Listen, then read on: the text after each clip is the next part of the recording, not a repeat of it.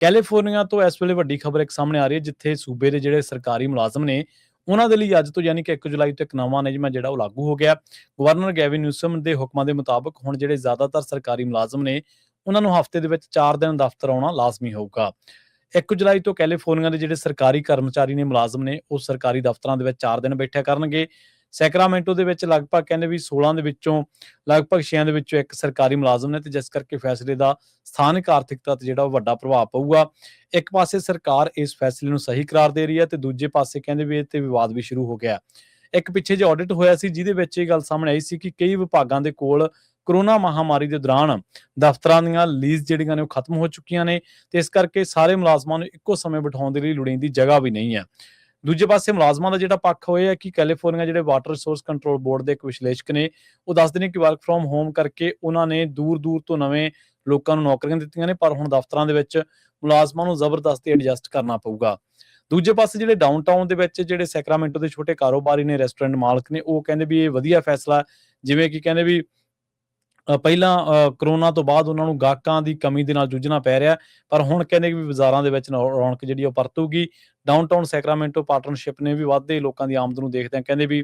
ਨਿੱਜੀ ਸੁਰੱਖਿਆ ਗਾਰਡਾਂ ਦੀ ਤੈਨਾਤੀ ਵਧਾ ਦਿੱਤੀ ਹੈ, ਤਾਂ ਜੋ ਸੁਰੱਖਿਆ ਬਣੀ ਹੋਵੇ। ਹੁਣ ਕਹਿੰਦੇ ਵੀ ਇਹ ਪਤਾ ਲੱਗੂ ਆਉਣ ਵਾਲੇ ਦਿਨਾਂ ਦੇ ਵਿੱਚ ਵੀ ਕੈਲੀਫੋਰਨੀਆ ਦੀ ਆਰਥਿਕਤਾ ਦੇ ਲਈ ਇਹ ਫੈਸਲਾ ਕਿਸ ਪਾਸੇ ਬੈਠਦਾ, ਤੇਜ਼ੀ ਦੇ ਨਾਲ ਉਹਨੂੰ ਉਭਾਰਦਾ, ਜਾਂ ਫਿਰ ਜਿਹੜੇ ਮੁਲਾਜ਼ਮ ਨੇ ਉਹ ਇਸ ਨਵੇਂ ਬਦਲਾਅ ਨੂੰ ਕਿਵੇਂ ਅਪਣਾਉਣਗੇ। ਪਰ ਮੁਲਾਜ਼ਮਾਂ ਦੀਆਂ ਜਿਹੜੀਆਂ ਜਥੇਬੰਦੀਆਂ ਨੇ, ਉਹਨਾਂ ਦੇ ਵਿੱਚ ਕੋਈ ਸਿਰਮੁਸਰ ਪਹਿਲਾਂ ਤੋਂ ਸ਼ੁਰੂ ਸੀਗੀ। ਦੂਜੇ ਪਾਸੇ ਕੈਲੀਫੋਰਨੀਆ ਜਿਹੜਾ ਕਿ ਆਪਣੇ ਆਪ ਦੇ ਵਿੱਚ ਗੋਲਡਨ ਸਟੇਟ ਜਿਹਨੂੰ ਕਿਹਾ ਜਾਂਦਾ ਸੀਗਾ, ਉਹਦੇ ਬਾਰੇ ਜਦੋਂ ਇਹ ਗੱਲਾਂ ਸਾਹਮਣੇ ਆਈਆਂ ਕਿ ਬਹੁਤ ਸਾਰੇ ਜਿਹੜੇ ਆਫਿਸ ਨੇ, ਬਹੁਤ ਸਾਰੇ ਜਿਹੜੇ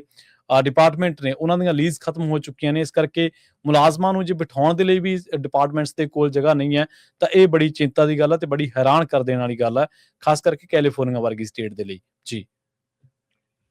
ਕੈਲੀਫੋਰਨੀਆ ਤੋਂ ਇਸ ਵੇਲੇ ਵੱਡੀ ਖਬਰ ਇੱਕ ਸਾਹਮਣੇ ਆ ਰਹੀ ਹੈ, ਜਿੱਥੇ ਸੂਬੇ ਦੇ ਜਿਹੜੇ ਸਰਕਾਰੀ ਮੁਲਾਜ਼ਮ ਨੇ ਉਹਨਾਂ ਦੇ ਲਈ ਅੱਜ ਤੋਂ ਯਾਨੀ ਕਿ 1 ਜੁਲਾਈ ਤੋਂ ਇੱਕ ਨਵਾਂ ਨਿਯਮ ਹੈ ਜਿਹੜਾ ਉਹ ਲਾਗੂ ਹੋ ਗਿਆ। ਗਵਰਨਰ ਗੈਵਿਨ ਨਿਊਸਮ ਦੇ ਹੁਕਮਾਂ ਦੇ ਮੁਤਾਬਕ ਹੁਣ ਜਿਹੜੇ ਜ਼ਿਆਦਾਤਰ ਸਰਕਾਰੀ ਮੁਲਾਜ਼ਮ ਨੇ ਉਹਨਾਂ ਨੂੰ ਹਫ਼ਤੇ ਦੇ ਵਿੱਚ 4 ਦਿਨ ਦਫ਼ਤਰ ਆਉਣਾ ਲਾਜ਼ਮੀ ਹੋਊਗਾ।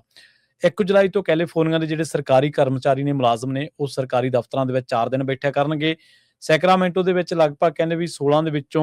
ਲਗਭਗ 6 ਦੇ ਵਿੱਚੋਂ ਇੱਕ ਸਰਕਾਰੀ ਮੁਲਾਜ਼ਮ ਨੇ, ਤੇ ਜਿਸ ਕਰਕੇ ਫੈਸਲੇ ਦਾ ਸਥਾਨਕ ਆਰਥਿਕਤਾ ਤੇ ਜਿਹੜਾ ਉਹ ਵੱਡਾ ਪ੍ਰਭਾਵ ਪਊਗਾ। ਇੱਕ ਪਾਸੇ ਸਰਕਾਰ ਇਸ ਫੈਸਲੇ ਨੂੰ ਸਹੀ ਕਰਾਰ ਦੇ ਰਹੀ ਹੈ, ਤੇ ਦੂਜੇ ਪਾਸੇ ਕਹਿੰਦੇ ਵੀ ਇਹ ਤੇ ਵਿਵਾਦ ਵੀ ਸ਼ੁਰੂ ਹੋ ਗਿਆ।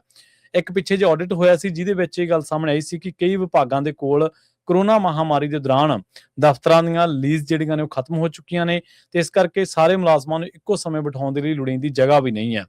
ਦੂਜੇ ਪਾਸੇ ਮੁਲਾਜ਼ਮਾਂ ਦਾ ਜਿਹੜਾ ਪੱਖ ਹੋਇਆ ਕਿ ਕੈਲੀਫੋਰਨੀਆ ਜਿਹੜੇ ਵਾਟਰ ਰਿਸੋਰਸ ਕੰਟਰੋਲ ਬੋਰਡ ਦੇ ਇੱਕ ਵਿਸ਼ਲੇਸ਼ਕ ਨੇ, ਉਹ ਦੱਸਦੇ ਨੇ ਕਿ ਵਰਕ ਫਰੋਮ ਹੋਮ ਕਰਕੇ ਉਹਨਾਂ ਨੇ ਦੂਰ-ਦੂਰ ਤੋਂ ਨਵੇਂ ਲੋਕਾਂ ਨੂੰ ਨੌਕਰੀਆਂ ਦਿੱਤੀਆਂ ਨੇ, ਪਰ ਹੁਣ ਦਫ਼ਤਰਾਂ ਦੇ ਵਿੱਚ ਮੁਲਾਜ਼ਮਾਂ ਨੂੰ ਜ਼ਬਰਦਸਤੀ ਐਡਜਸਟ ਕਰਨਾ ਪਊਗਾ। ਦੂਜੇ ਪਾਸੇ ਜਿਹੜੇ ਡਾਊਨਟਾਊਨ ਦੇ ਵਿੱਚ ਜਿਹੜੇ ਸੈਕਰਾਮੈਂਟੋ ਦੇ ਛੋਟੇ ਕਾਰੋਬਾਰੀ ਨੇ, ਰੈਸਟੋਰੈਂਟ ਮਾਲਕ ਨੇ, ਉਹ ਕਹਿੰਦੇ ਵੀ ਇਹ ਵਧੀਆ ਫੈਸਲਾ, ਜਿਵੇਂ ਕਿ ਕਹਿੰਦੇ ਵੀ